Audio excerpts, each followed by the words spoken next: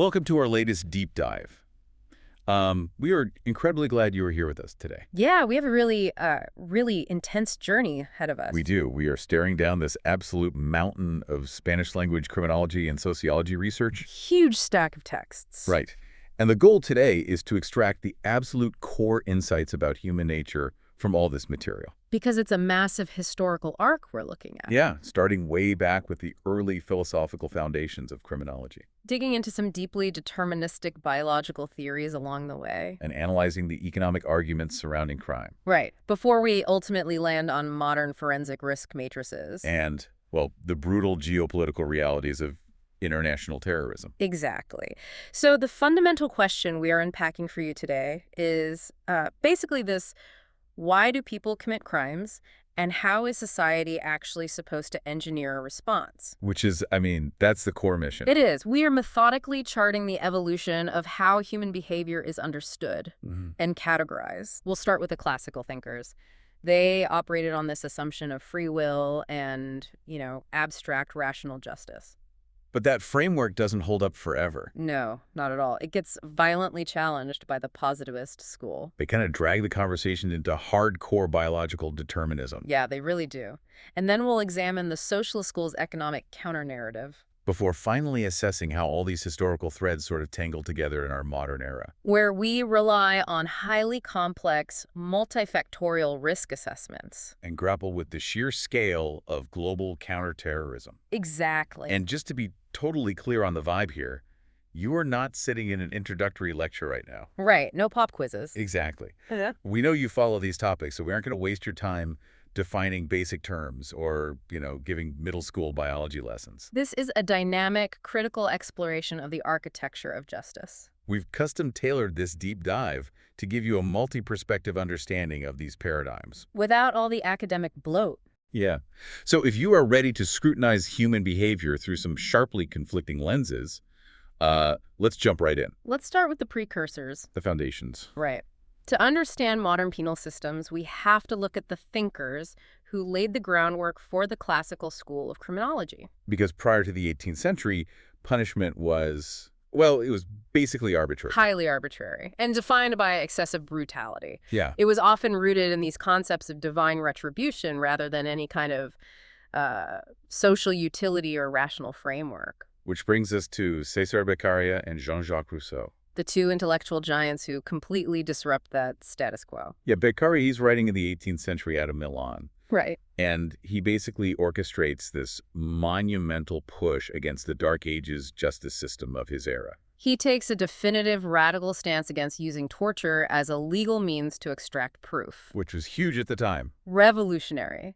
But his real philosophical contribution is the concept of proportional punishment. Right, the idea that the punishment has to fit the crime. Exactly. He argues that justice cannot be this mute, blind force of vengeance. Judges actually have to explain their sentences. Yes, his entire framework operates on the idea of rational choice. He pushes this radical notion that society must, quote, punish usefully. Which is, it's a utilitarian calculus, really. It's foundational. He's demanding a system built on rationality. Assuming that the individual contemplating a crime is a rational actor. Right. Someone who can be deterred if the punishment is perfectly calibrated to outweigh the benefit of the crime. Precisely. But while Beccaria focuses on the mechanics of the law, Rousseau provides the philosophical origin story of the criminality itself. Yeah, in his 1755 discourse on the origin and basis of inequality among men. Such a crucial text. Rousseau completely divorces human nature from that old Hobbesian idea that life is nasty, brutish, and short. He categorizes inequality into two distinct forms, right? Yes, natural or physical inequality, which is merely age, health, and strength. And then social or political inequality. And Rousseau posits that the natural state of humanity is actually one of innocence. Which means the second type of inequality, social inequality, is an entirely artificial construct. It completely flips the narrative on its head. It really does.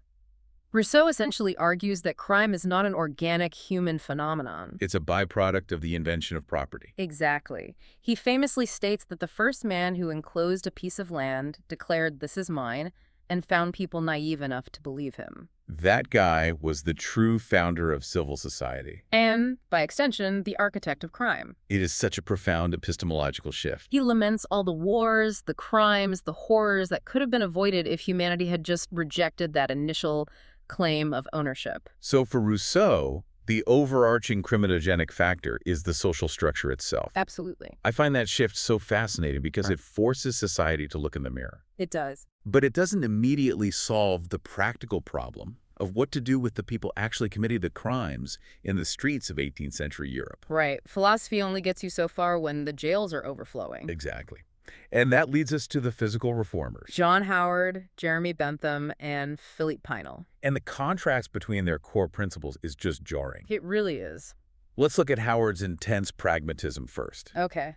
He wasn't out there philosophizing about the nature of man. No, he was looking at the literal squalor of the jails. Yeah, and he achieved massive practical reforms. Specific things, like eliminating the extortionate jailer fees. Right, where inmates literally had to pay for their own incarceration and release. Which is mind-boggling today. It's basically a hostage situation. And Howard demanded mandatory work, strict hygiene, proper nutrition. The separation of populations, like men and women. Howard was operating completely on the ground level, just soap and water and basic humanity. He was. But then his disciple, Jeremy Bentham, takes prison reform into this realm of abstract architectural idealism. Yeah, Bentham goes in a totally different direction. He creates the panopticon. Right. This is not just a prison. It is a physical manifestation of utilitarian philosophy. It's that circular structure, right, with a central watchtower. Exactly. The guard in the center has total visual control over the inmates in the perimeter cells. And this is the crucial psychological mechanism here. Yeah. The inmates are backlit. Right. They can never see into the tower. So they never know exactly when they are being watched. It's the ultimate weaponization of paranoia. You behave because you might be under surveillance at any given second. And it assumes a perfectly rational actor who will constantly calculate that risk of misbehavior. And Bentham had strict management rules for this place. He did. He called them sweetness, meaning no actual corporal suffering. Because the architecture does the suffering for you. Exactly. Then there's severity, ensuring life inside was strictly worse than life in freedom. And economy, eliminating all waste. He even categorized punishment into 4 forms: physical, moral, political, and religious. But his most modern contribution, I think, was coining the term criminal prophylaxis. Yes. By 1778, he's advocating for the use of criminal statistics as a political barometer. Right. Just as death certificates track physical disease, he argued that crime data tracks the moral health of a state.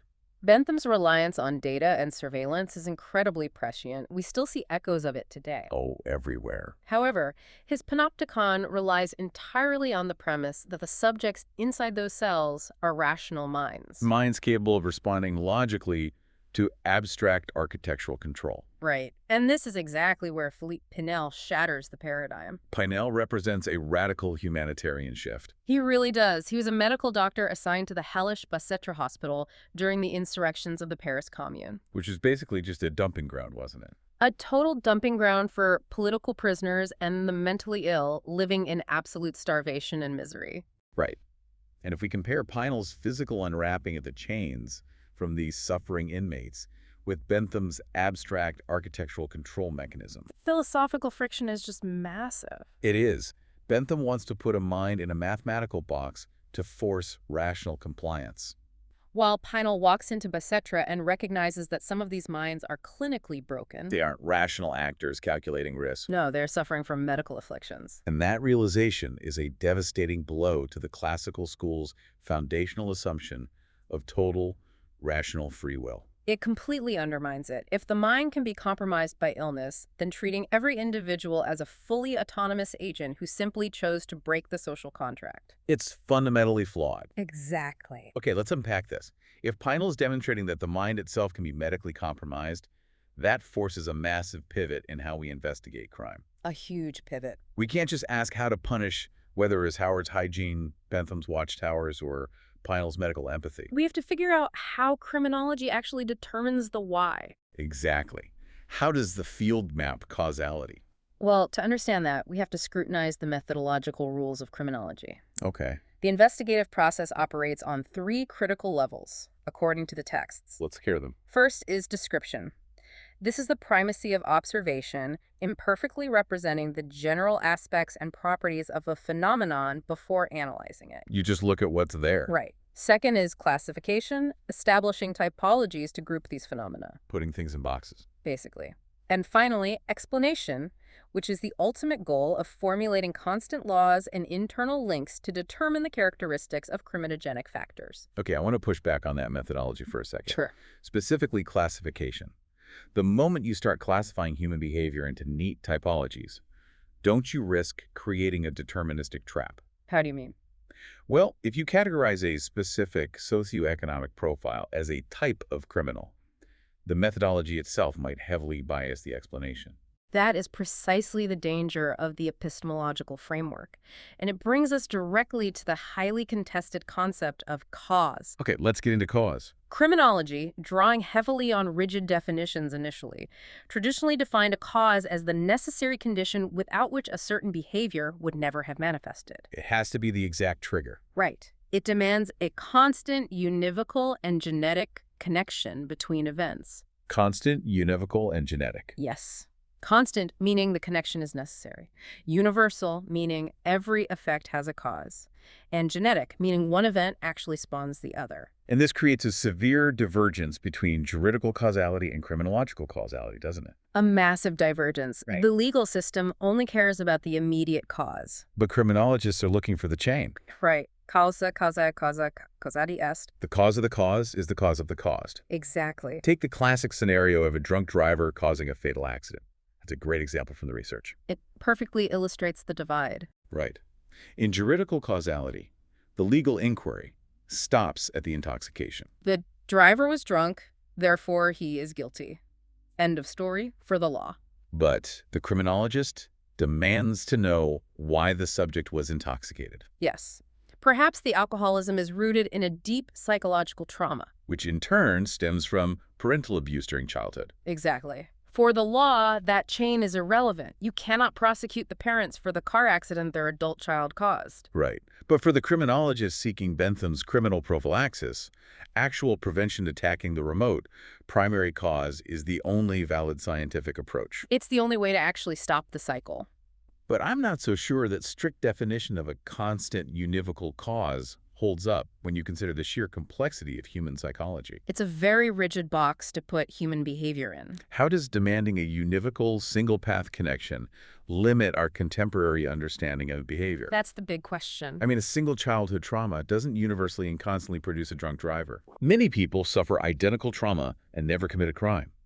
So by demanding a univocal cause, aren't we blinding ourselves to the reality that violence is usually the result of a massive, overlapping web of variables? You've hit on the exact friction that triggers the next major paradigm shift. Yeah. The classical school's reliance on rational actors, abstract crime, and linear juridical definitions began to visibly fail. The data wasn't backing it up. Recidivism was rising, people were reoffending.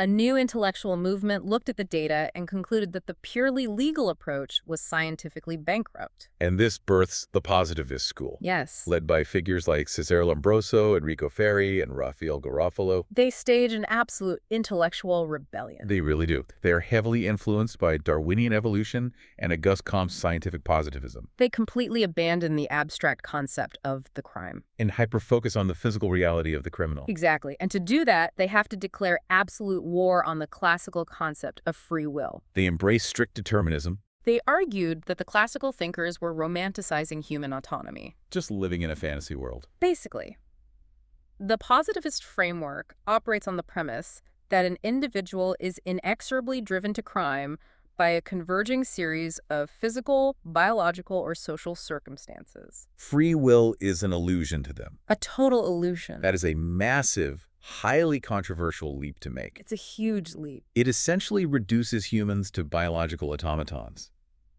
If there is no free will, Aren't we just stripping away moral agency entirely? That's the immediate critique. Doesn't that just lead to pure fatalism? Like, why even try to reform anyone? Garofalo actually anticipated that critique. He did. Yeah, he formulated a robust defense against the accusation of fatalism. He argued that critics just misunderstood determinism. How so? The positivists did not believe that humans were incapable of transformation or condemned to act in one direction, regardless of context. Instead, Garofalo argued that empirical experience proves an individual will always act in the exact same way only when placed in the exact same intellectual, moral, and external conditions. Oh, I see. So he's arguing that the biological machine processes inputs with absolute consistency. Exactly.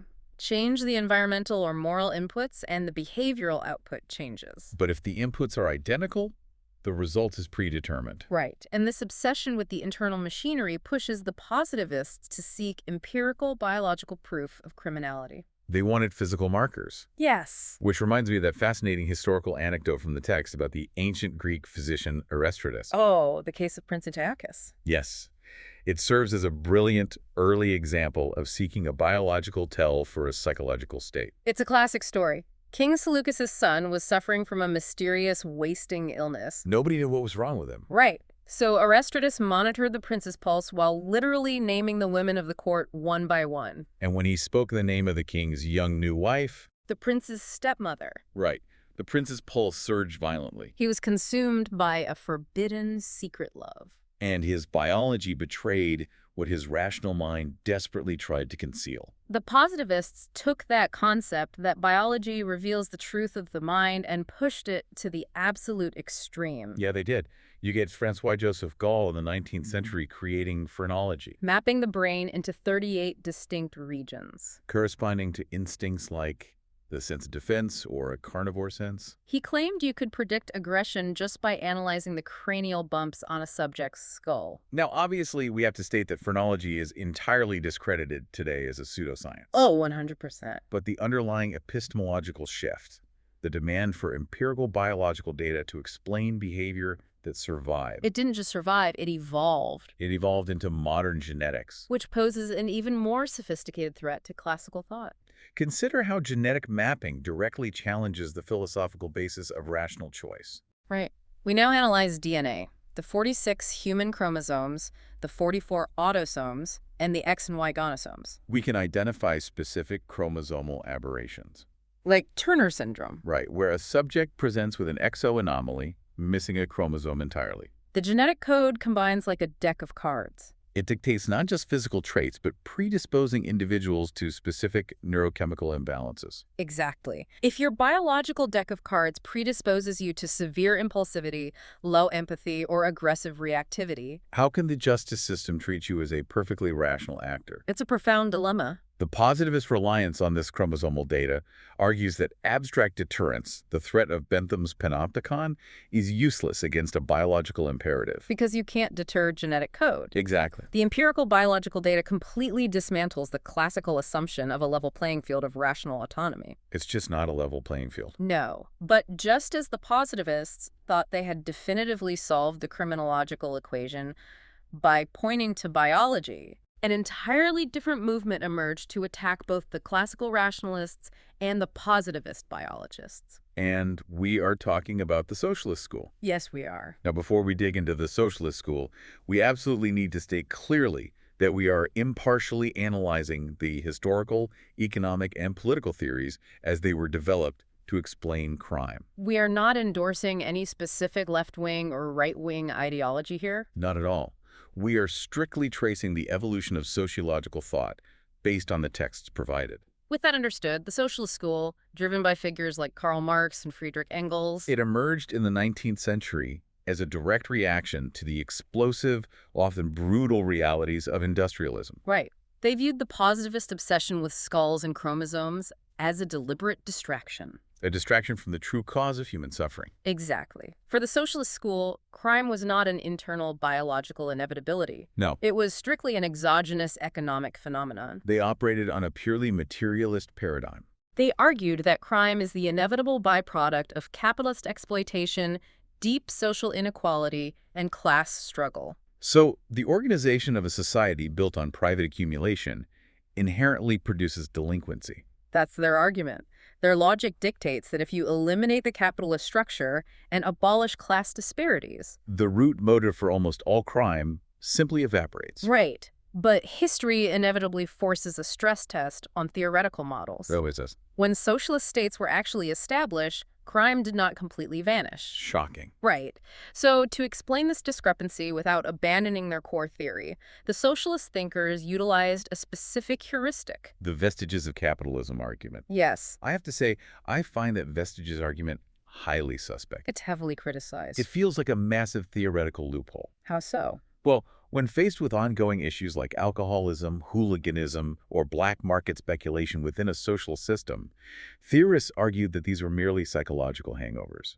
Right. They claim the bourgeois consciousness and moral decay of the capitalist past still lingered in the minds of the workers. Even though the material conditions had supposedly changed. Yes. Isn't that just a very convenient way to explain away the failure of a utopian model? The criminological critique of the socialist school certainly aligns with your skepticism. What's the primary criticism from the field? The main critique is that the socialist model is an overly monistic, unilateral paradigm. It's too narrow. Way too narrow. By attempting to force every single antisocial behavior through the narrow lens of economic class struggle. It willfully ignores the profound biological, psychiatric, and individual realities that the positivists and figures like Pinel brought to light. Exactly. Furthermore, labeling it utopian is accurate because it completely fails to account for crimes of passion. Or psychological pathology. Or interpersonal violence that operates entirely independently of a nation's macroeconomic structure. Rich people commit crimes too. Precisely. Economics isn't everything. So if the classical school's purely rational actor is a myth, Right. and if the positivists' biological determinism is too rigid, Right. and if the socialists' economic monism is utterly utopian, Where does that leave us? yeah, how does a modern society actually assess risk? It requires a modern synthesis. Okay. Contemporary forensic evaluation abandons the search for a single univocal cause. That old strict definition is gone. Completely, and it embraces a multifactorial approach. We merge the historical philosophies into practical, highly complex clinical tools. Contrast the classical school's view where crime is just a bad choice made in a vacuum with a modern tool like the HCR20v3 evaluation. Right. The HCR20v3 is utilized to predict post-discharge community violence in psychiatric and penal populations. And it is a perfect example of this synthesis. It really is. Let's break it down. It stands for historical, clinical, and risk management. Okay, so the H looks at historical items. Past violence, early maladjustment, employment instability. That is a direct nod to the positivist recognition that a subject's history and potential biological predispositions are foundational. Exactly. You can't ignore the past. Then the C stands for clinical items. Active symptoms of mental illness, recent insight, impulsivity. This is essentially Pinel's medical empathy operationalized into actual data. Treating the broken mind. Right. And finally, the R stands for risk management items. Analyzing the subject's future living situation. Personal support networks. Environmental stressors upon release. This matrix proves that human behavior simply cannot be reduced to a single variable. No, it integrates the positivist observation of the individual's clinical reality with the classical awareness of environmental stressors and rational incentives. It's a massive web of converging risk factors. But, and this is a big but, while evaluating an individual through a multifactorial matrix makes perfect scientific sense, applying these varied philosophies at the state level creates an absolute nightmare for governance. Oh, a total nightmare. How do you merge the classical ideals, which demand the protection of individual rights, strict due process, and proportional punishment after a crime occurs? With the empirical necessities of the positivist school. Right, which prioritizes predictive risk assessment and preemptive social defense. There is no greater stress test for that governance challenge than international terrorism. And again, a strict neutrality note here from us. Yes.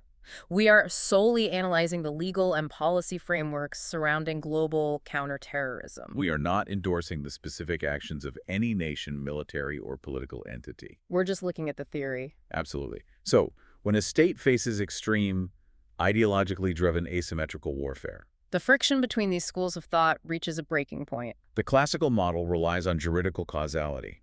You wait for a crime to happen, You prove it in court. and you punish proportionally. But when the threat is a stateless terrorist network planning mass casualty events, Waiting for the juridical cause is strategic suicide. states feel forced to adopt a macro version of the positivist social defense model. The transition from domestic penal policy to global geopolitical defense is jarring, but conceptually, it's identical. It is. The modern state evaluates the risk matrix of a foreign terrorist fighter and decides that preemptive action is necessary, We see this when nations like the UK invoke UN resolutions regarding self-defense to justify preemptive airstrikes abroad. arguing that the threat is imminent and the intervention is proportionate.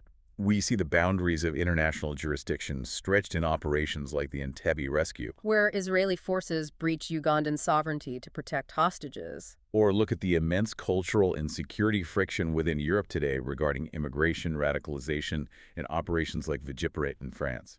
You have states desperately trying to deploy positivist risk assessments to identify dangerous individuals before they act. While still trying to uphold classical democratic rights and civil liberties. It is a nearly impossible tightrope walk. And that tightrope walk is severely hampered by international bureaucracy. Oh, absolutely.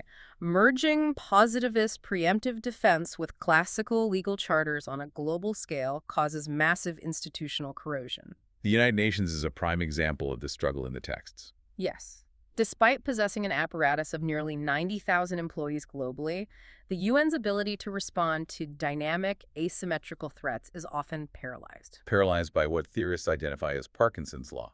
The inevitable, self-serving expansion of bureaucracy. The bureaucracy expands to meet the needs of the expanding bureaucracy, right? Exactly. The UN is built on a very classical foundation of rigid legal charters and procedural voting. But global terrorism is a hyper-dynamic, positivist threat. The institutional friction between needing to act immediately for social defense and needing to debate proportional response in the Security Council creates a massive vulnerability. It perfectly encapsulates the enduring dilemma of criminology in governance. We are perpetually caught in a struggle to balance Beccary's demand for blindfolded rational justice against Lombroso's demand to empirically protect society from dangerous individuals. All while attempting to navigate the profound socioeconomic disparities that Marx identified. It's an incredible evolution of thought. It really is. I mean, we started with Rousseau blaming the invention of property for all social ills. Moved to Howard, demanding basic sanitation. Watched Bentham try to solve human nature with a terrifying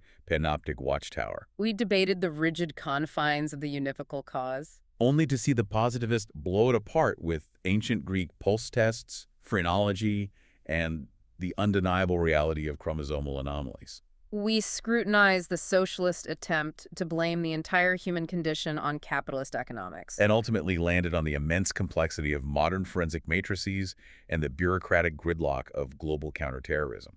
It forces a profound reevaluation of how we understand accountability. But synthesizing all these historical and modern paradigms leaves us with a highly provocative question, doesn't it? One that extends far beyond the immediate data. If our modern forensic evaluations, our intelligence algorithms, and our predictive policing models are becoming perfectly multifactorial, If they can synthesize our genetic predispositions, our clinical psychiatric history, our economic metadata, and our digital footprint, to calculate our exact risk of violence before we ever make a conscious choice. are we not just constructing a massive, invisible, digital panopticon? Are we all already living inside Bentham's architecture, monitored by algorithms instead of a guard in a tower? And if an algorithm can perfectly predict a crime based on the precise convergence of your biology and your environment, What space remains for the classical school's foundational, beautiful belief in human free will?